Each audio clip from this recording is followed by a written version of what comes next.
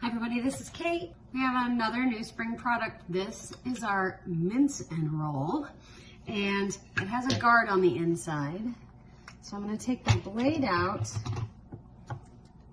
so I can take the guard off, and then I'm going to put the blade back in so it now spins freely. Isn't that cool? All right, I've also got some parsley and oregano here that I'm going to put in, as well as one huge garlic clove. Then I'm gonna put the lid on and it snaps in place.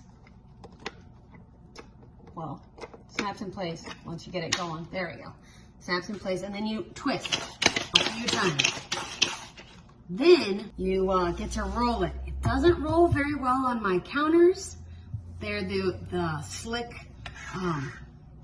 ceramic tiles, but works really well on my cutting board. Watch this.